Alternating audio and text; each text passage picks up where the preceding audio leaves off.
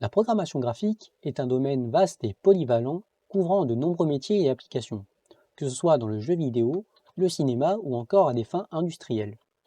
Vous allez voir ici ce qu'est la programmation graphique et comment elle continue à se développer au fur et à mesure du temps. La programmation graphique ou infographie consiste à définir des logiciels, des outils ou des techniques variées permettant de pouvoir manipuler des pixels en définissant leurs couleurs. Bien que le terme infographie est utilisé ici, il est généralement associé à un côté plus artistique.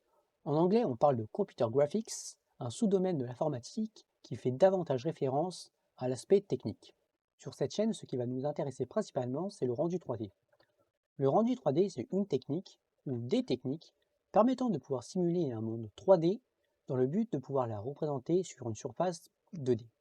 Donc cette surface 2D va être un tableau de pixels, va correspondre à un tableau de pixels, qui va permettre de pouvoir l'afficher sur un écran, sur votre écran, que ce soit une télévision ou un écran d'ordinateur, une tablette, etc., etc. Les mondes 3D ici peuvent être représentés par des triangles, qui est la forme la plus primitive pour pouvoir représenter une surface en 3D. Alors on utilise généralement des triangles, car tout simplement les triangles sont la seule surface qui peut être planaire, c'est-à-dire que si on décompose le triangle, si on prend tous les points du triangle, les 3 points sont dits coplanaires et ils appartiennent tous à un même plan. Le rendu 3D peut se diviser en deux catégories, le rendu 3D précalculé et le rendu 3D en temps réel. Le rendu 3D précalculé est utilisé notamment dans le cinéma et la vidéo en général, et le rendu 3D en temps réel est utilisé dans le jeu vidéo et les applications interactives. Alors pourquoi il y a des techniques utilisées pour le précalculé et des techniques de rendu utilisées pour le temps réel? Tout simplement parce que le temps réel utilise un framerate qui est un temps minimal qui doit être affiché sur un écran entre deux frames. Le temps réel est notamment utile dans le jeu vidéo, car le jeu vidéo est une succession de frames, donc d'images 2D définies par des pixels, espacées avec un certain temps, donc le framerate. Le jeu vidéo ici va utiliser énormément de performance, aura des besoins en performance plus exigeantes que le précalculé, car tout simplement le précalculé peut prendre des jours pour pouvoir définir une image à partir d'un monde 3D. Le jeu vidéo, quant à lui, doit se faire avec un temps limité. Mais globalement, il existe des moyens de pouvoir faire du précalculé en temps réel, notamment avec l'arrivée des nouvelles technologies, avec les nouvelles cartes graphiques récentes, permettant de pouvoir notamment faire du ray tracing, qui a su ajouter un certain côté réaliste au monde du jeu vidéo.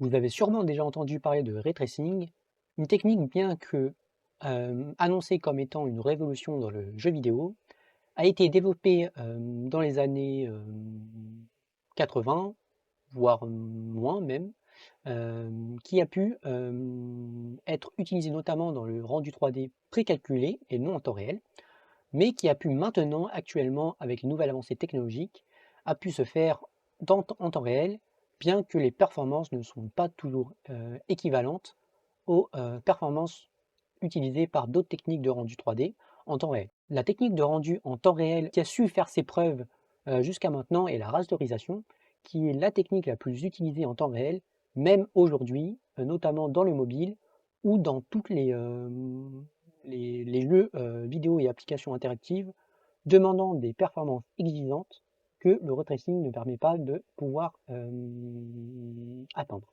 La rasterisation va consister donc à prendre des triangles donc, qui définissent les surfaces de nos objets de notre monde 3D et à venir définir des sous-pixels qui se trouvent à l'intérieur du triangle.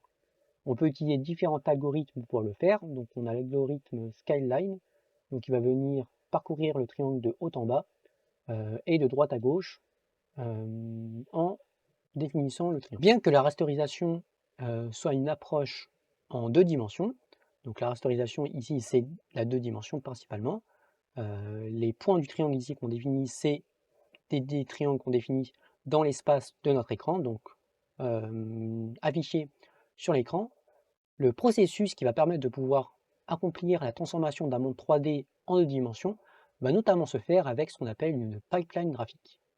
La pipeline graphique est notamment le cœur de la formation que je viens de lancer sur la programmation graphique. Après plus de 4 ans à produire des vidéos sur cette chaîne YouTube sur OpenGL, je lance aujourd'hui une formation dédiée à tous pour pouvoir comprendre les fondamentaux de la programmation graphique, structurée à terme en plusieurs niveaux si Dieu le veut.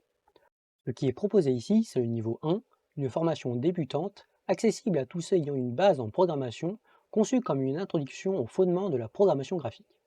Cette formation va vous permettre de pouvoir développer votre propre moteur graphique, utilisable dans différents projets de jeux vidéo et d'applications interactives. Elle va vous permettre de pouvoir comprendre les différentes techniques de rendu utilisées dans vos moteurs de jeu préférés tels que Unity ou Unreal Engine. Ce qui va être pratique ici, c'est que vous allez pouvoir vous passer dans une certaine mesure de ces différents moteurs de jeu en utilisant votre propre moteur graphique.